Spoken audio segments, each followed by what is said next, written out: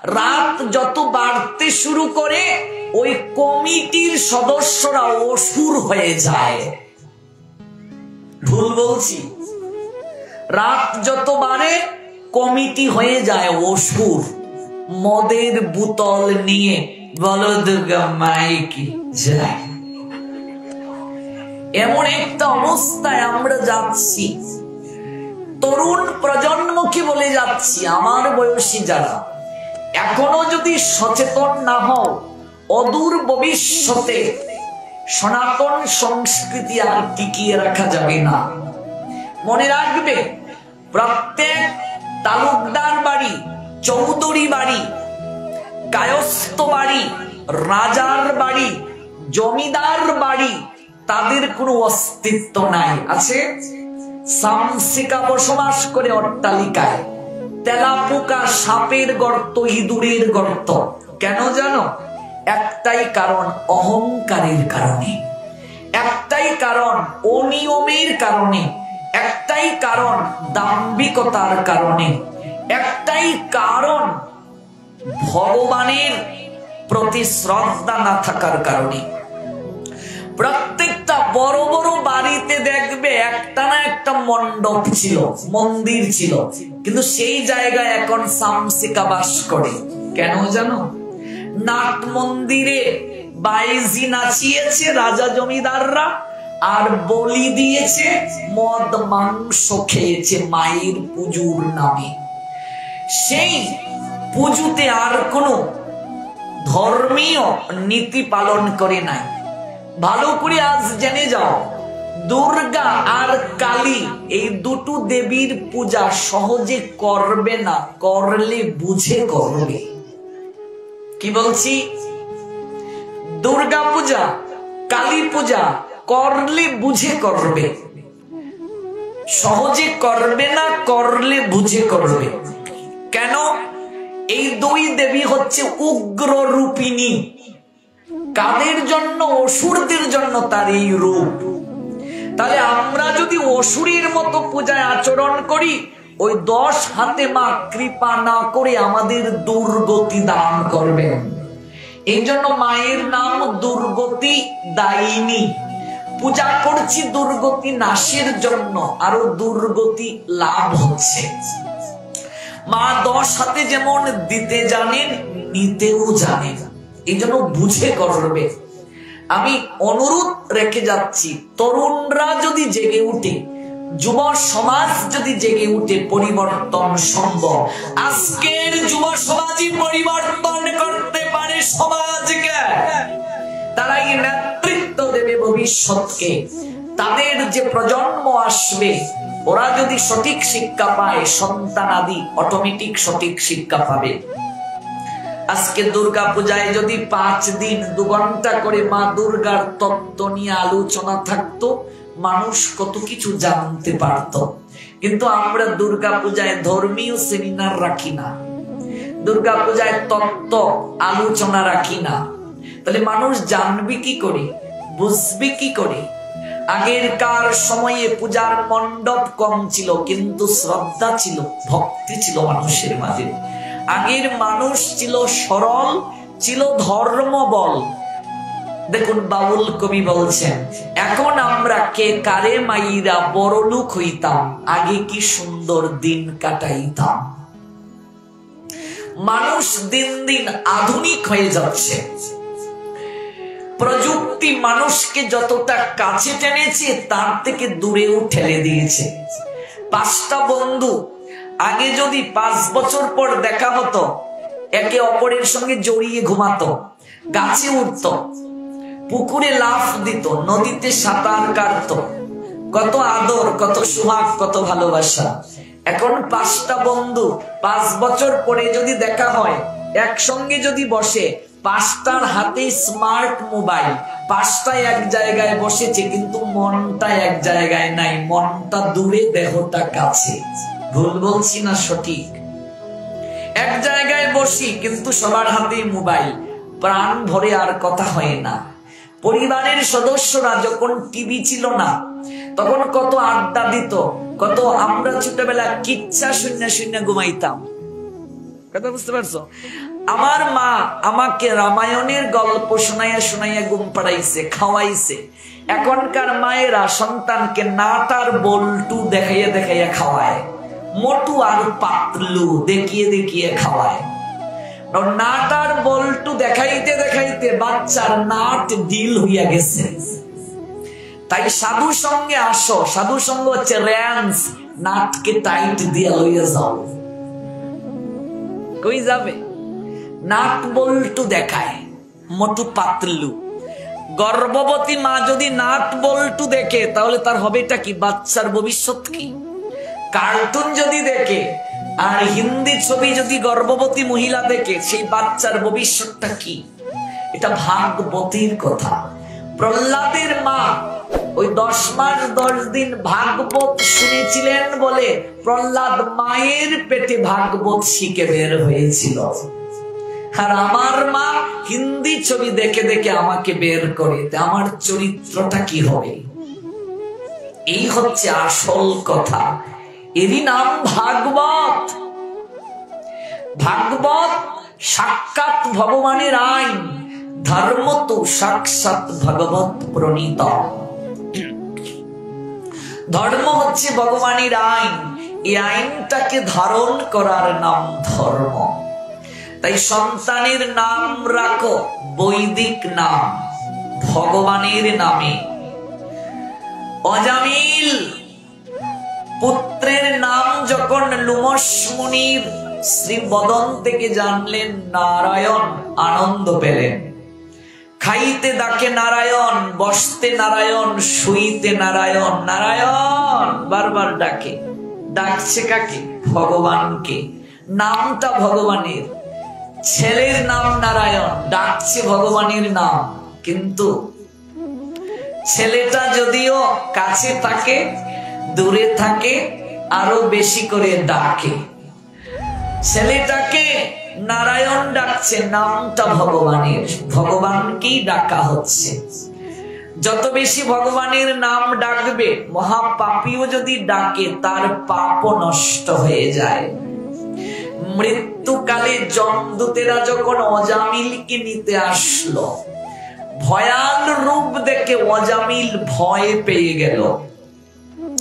ভীষণ রূপ দেখে অদূরে ছেলেটা খেলছিল, প্রাণ ভরে নয়নের জলে ডাকলো, নারায়ণ। বৈকুণ্ঠে আসন নড়ে গেল। মা লক্ষ্মী চরম সেবা করছেন, প্রভু তোমাকে বিচলিত দেখাচ্ছে কেন? প্রিয়া, আমার এক ভক্ত আমায় ডাকছে। কাকে ডাকছে? ভগবানকে না ছেলেকে? নামটা কার? ভগবানের। তাহলে কি রাখবে? পিন্টু, স্যান্টু, মন্টু, ডিজে? কি রাখবে নাম? ভগবানের নাম রাখবে। ভগবানের অনন্ত নাম আছে, যদি না পাও আমাদেরকে কল দেবে, আমরা বলবো কি নাম রাখবে। রাধারানীর অনন্ত নাম, সখীগণের অনন্ত নাম, লক্ষ্মীর অনন্ত নাম আছে। বৈদিক নাম রাখো। যেমন ভগবানের একটা নাম আছে অজিত। অজিত নামে কেউ আছো এখানে? এটাও ভগবানের নাম। এই নামেও যদি কেউ ডাকে তাতেও তার মঙ্গল হবে।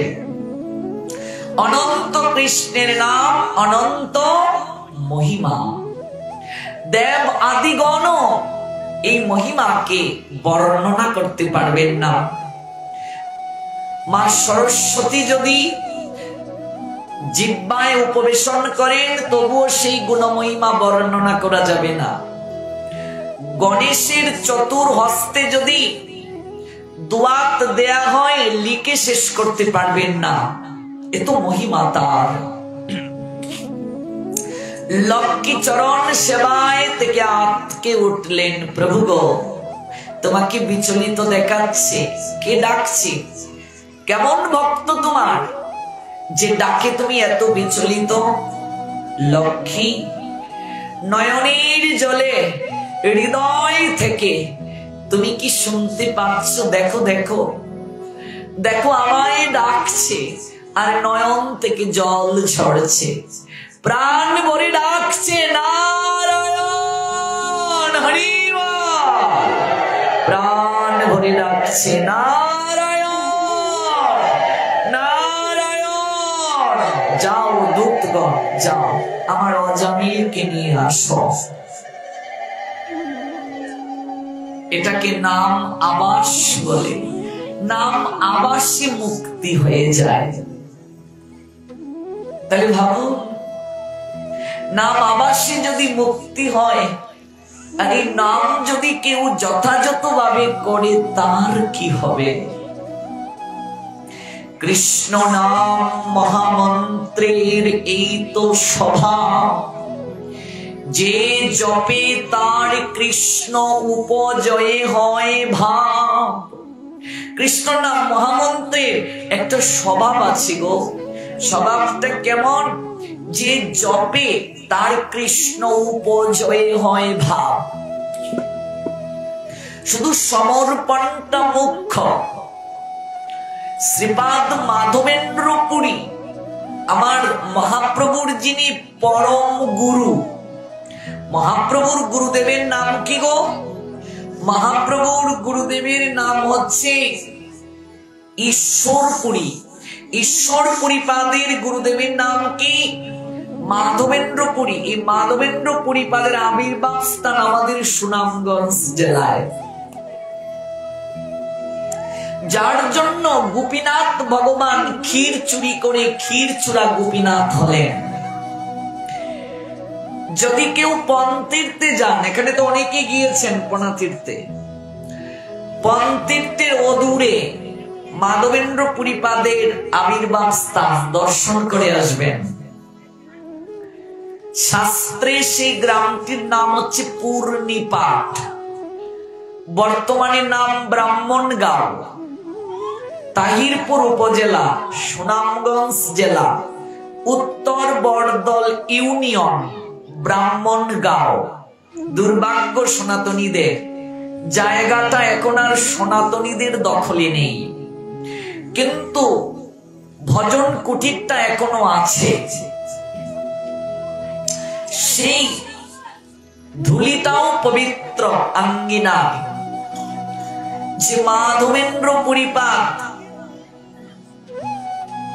জমিদারের সন্তান ছিলেন। বলছিলাম, প্রাণ ভরে যদি কেউ ডাকতে পারে, ভগবান কৃপা না করে থাকতে পারেন না। প্রাণ ভরে নয়নের জলে ভগবানের নাম অজামিল স্মরণ করলো নারায়ণ।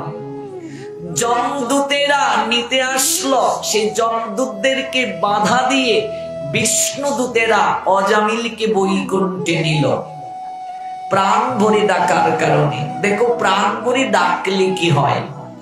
মাধবেন্দ্রপুরী জমিদারের সন্তান, তিনি অযাচক বৃত্তি নিলেন। অযাচক বৃত্তি কি? ভিক্ষা চাওয়া যাবে না। লোকে যদি কেউ যেচে প্রসাদ দিয়ে যায়, আপনি তা দিয়েই জীবন নির্বাহ করবেন, ভিক্ষা চাইতে পারবেন না।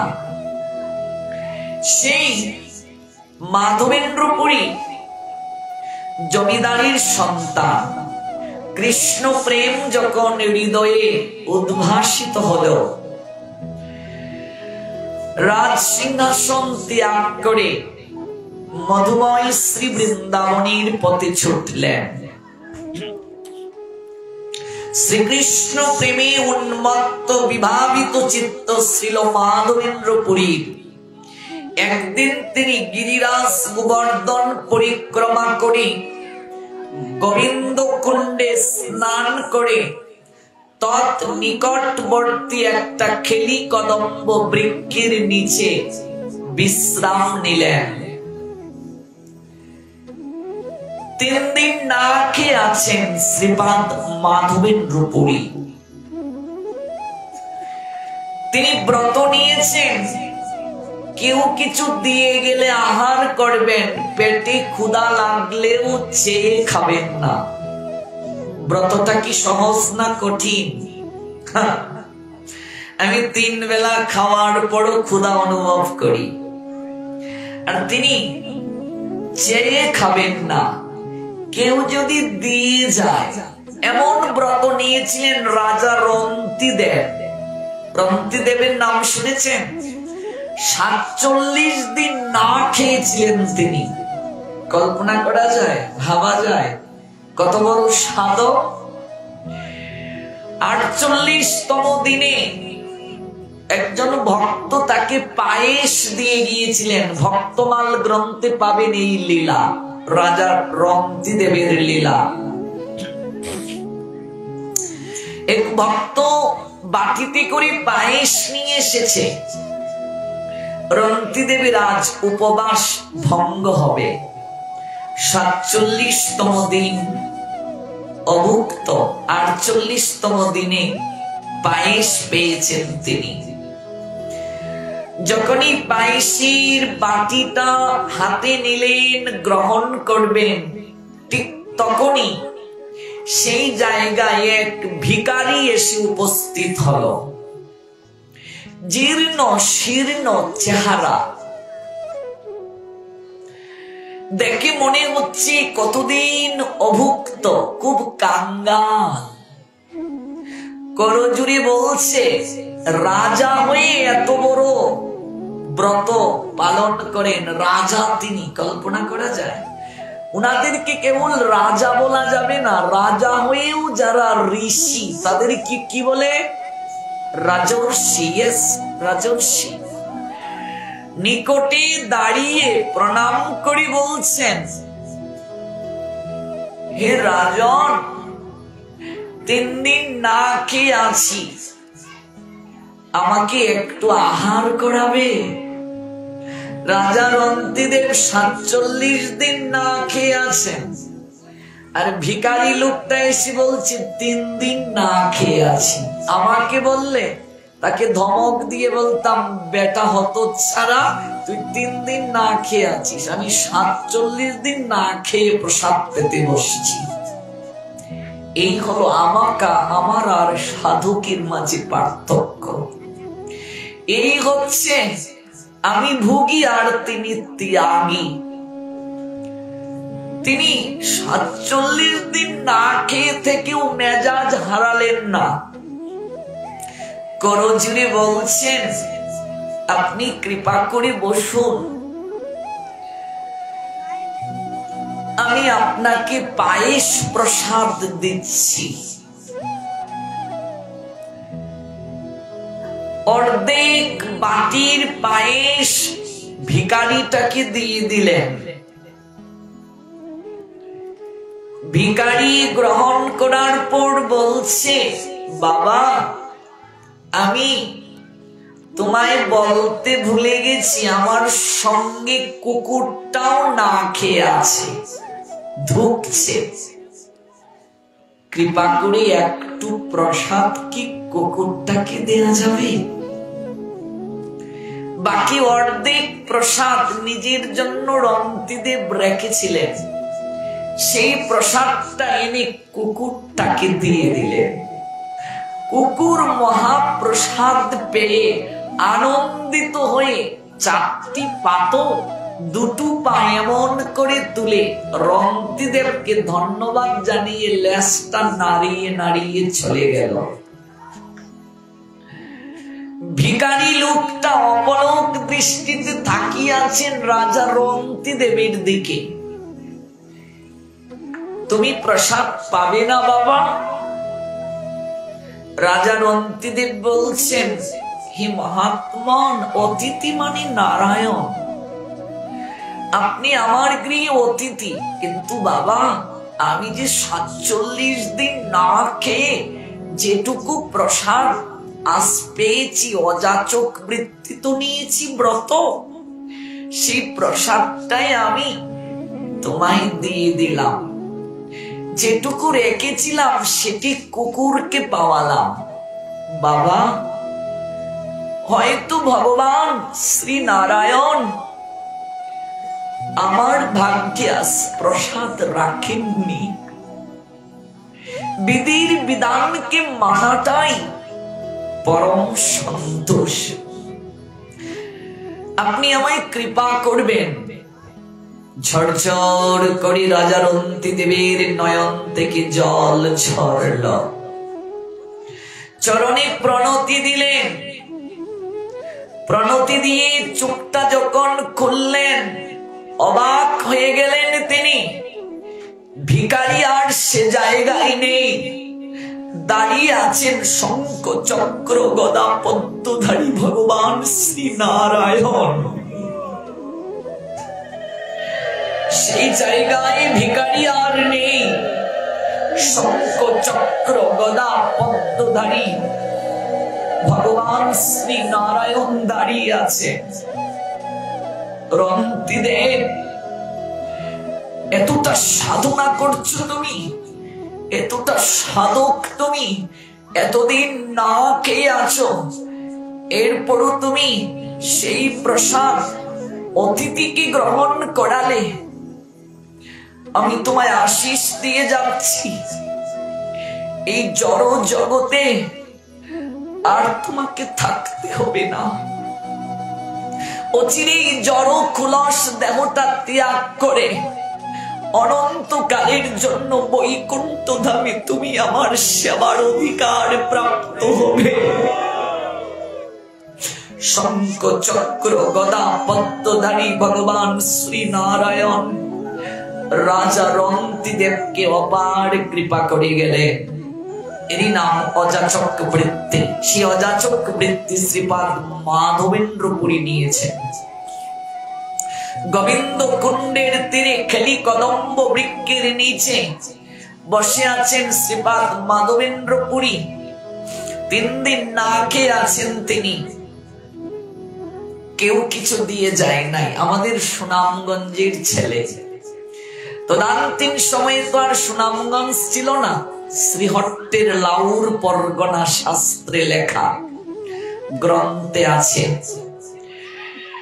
শ্রীহট্টের লাউর পরগনার ছেলে, বর্তমান সুনামগঞ্জ জেলার ছেলে, সিলেটের ছেলে, আমাদেরই ঘরের সন্তান। এই আজমিরিগঞ্জটাও লাউর পরগনারই অংশ, আমাদের ঘরের ছেলে। 3 দিন না খেয়ে আছেন বাবা। গোবিন্দ কুণ্ডের তীরে গিরি রাস পরিক্রমা করে কুণ্ডে স্নান করে কদম্ব বৃক্ষের নিচে বসে একটু বিশ্রাম নিচ্ছেন। নয়ন থেকে বিন্দু বিন্দু অশ্রু ঝরে পড়ছে। হে ব্রজ কিশোর গোবিন্দ, রাজ সিংহাসন ত্যাগ করে তোমাকে দর্শনের আকাঙ্ক্ষায় এতটা পথ হেঁটে আসলাম। তদানীন্তন সময়ে এত যোগাযোগ ব্যবস্থা ছিল না। এই পূর্ববঙ্গ থেকে হেঁটে হেঁটে বৃন্দাবন কল্পনা করা যায়, ভাবা যায়? গিরিরাজের তটে তটে ঘুরলাম, কুণ্ডে স্নান করলাম, আজও তো তোমার দেখা পেলাম না। প্রভু, অন্তত শেষের দিনে প্রাণ পাখিটা বের হওয়ার পূর্বে যেন একটিবার তোমার যুগল চরণ দর্শন করে যেতে পারি। তুমি আমায় এই কৃপা করো। 3 দিন না কে আছেন, এরপরও ক্লান্তি নেই। বদনে কৃষ্ণ নাম, নয়নে কৃষ্ণ প্রেমের বাড়িদারি, আর নয়ন জলে ডাকছেন বৃন্দাবনেশ্বর শ্রী গোবিন্দ প্রীতি প্রেমানন্দে হরি জয় জয় শ্রী রাধে। বিপিনে বিনোদ খেলা, সঙ্গেতে রাখালের মেলা, তাদের চরণ ধুলা মাখিব গো মাখিব। কহে নরোত্তম দাস, না পুরিল অবিলাস, আমি আর কবি ব্রজে বাস করিব গো। প্রত্যেকের হৃদয়ে একটাই ইচ্ছে, সাধকের হৃদয়ে কবে এই দেহটাকে ব্রজের ধুলায় দূষণ করতে পারবো? হরি বল। কবে আমার এই দেহটাকে আমি বৃন্দাবনের রজে দূষিত করতে পারবো? অভিন্ন বৃন্দাবন শ্রী নবদ্বীপ, আপনি হেঁটে যাচ্ছেন, গড়াগড়িও দিলেন না, বাতাসে যে ধূলিকণা উড়ে যাচ্ছে তাও আপনার গায়ে স্পর্শের সঙ্গে সঙ্গে আপনি পবিত্র হয়ে যাবেন।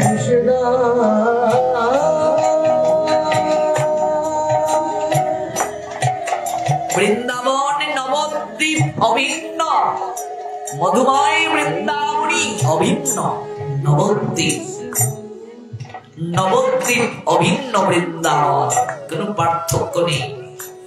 বরং বৃন্দাবনের রজ থেকেও নবদ্বীপের ধূলির শক্তি বেশি, কারণ সেখানে আমার রাধা গোবিন্দের অপূর্ব অনুরাগের মাখামাখি বিগ্রহ শ্রীমন গৌরাঙ্গের চরণ অভিষিক্ত হয়েছে।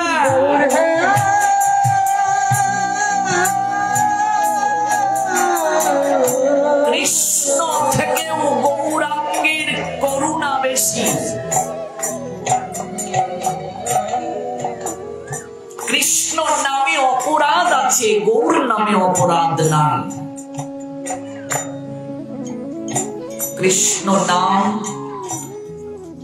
পাত্র অপাত্র বিচার করে দেয়া হয়।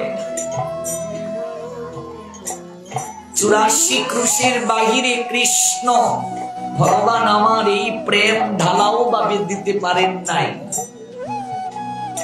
84 ক্রুশ ব্রজমণ্ডলের ভেতরে যে প্রেম বিতরণ হয়েছে এর বাহিরে এইভাবে বিতরণ হয় নাই, কিন্তু সেই প্রেম আমার গৌরচন্দ্র বিচার করলেন না বাবা। যাদের পাপ লিখতে লিখতে 17টা গোডাউন ভরে গেল, সেই জগাই মাদাইকে পর্যন্ত সেই প্রেমে বৈষ্ণব বানিয়ে দিলে। জগাই জগন্নাথ হলো, মাধাই মাধব হলো। 1 লক্ষ কৃষ্ণ নাম করে ওরা জল গ্রহণ করে। আমার গৌরীর মতো দয়াল কেউ নাই। ভগবীরঞ্চিত বাঞ্ছিত প্রেম জগতে ফেলিল ঢালি, কাঙ্গালে পায়ে খাইল নাচিয়ে।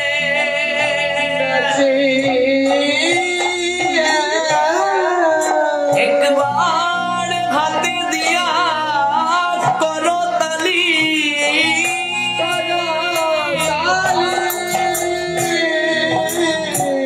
এই প্রেম লাভ করতে গেলে কাঙ্গাল না হলে হবে না। কাঙ্গাল ব্যতীত এই প্রেম প্রাপ্ত হওয়া যায় না, কারণ বিদ্যার গৌরব নাই চৈতন্যের হাতে।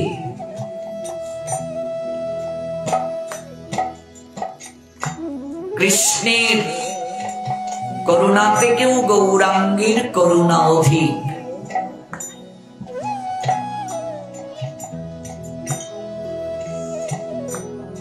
আমরা সেই গৌর অনুরাগী হওয়ার চেষ্টা করব। যুগল ভজনটা এত সহজ নয়। গতকাল জেনেছিলাম আজ্ঞায় করিব সেবা চরণারবিন্দ, ললিতা বিশাখা আদি যত সখী বৃন্দ আজ্ঞায় করিব সেবা। মঞ্জুরি কিংবা সখী আনুগত্যে যুগল ভজন। আর গৌরাঙ্গের ভজন হচ্ছে একমাত্র কাঙ্গালের ভজন।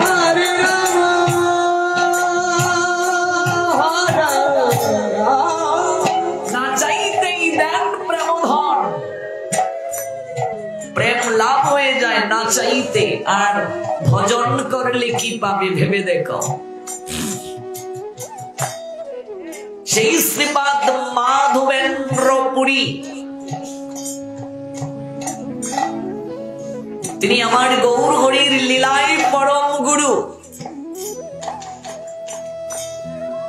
তিনি অদ্বৈত আচার্যের গুরু, যে অদ্বৈত আচার্যের করুণ আর্তনাদে গোলক বিহারী কৃষ্ণ মদন গোপালাস গৌরাঙ্গ হলেন।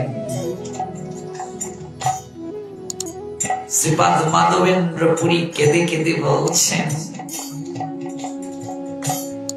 আজও পেলাম না তোমার দর্শন ব্রজবিহারী।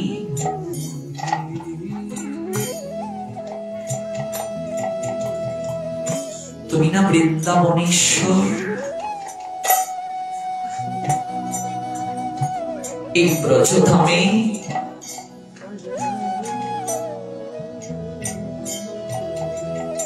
তুমি না সতত বিরাজ করো, তাহলে সবার ভাগ্যে হলো আমি কেন পতিত রইলাম?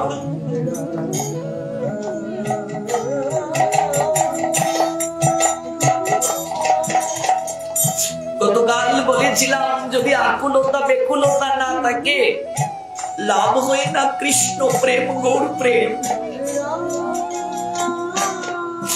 ক্রোধ যদি করতে হয় নিজের প্রতি করো, আজও আমার লাভ হলো না। সবার সকল কিছু প্রাপ্তি হলো, আমার ভাগ্যে প্রেম লাভ হলো না গো।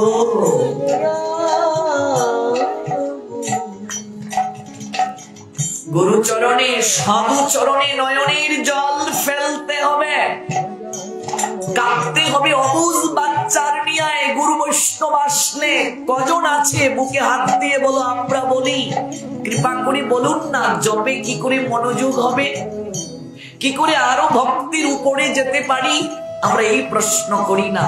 আমরা গিয়ে বলি, ব্যবসাটা যেন ভালো যায় বাবা গোসাই, মেয়েটার যেন ভালো জায়গায় বিয়ে হয়, চাকরি যেন হয়। আসল যাহা চাওয়া সেই ব্রহ্মা আদি দেবতার দুর্লভ কৃষ্ণ প্রেম ভিক্ষা চাই না।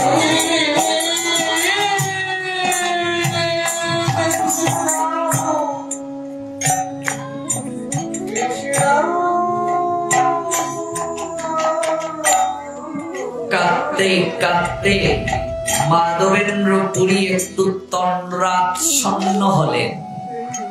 খেলি কদম্ব বৃক্ষের মূলে, ব্রজেশ্বরী কৃষ্ণ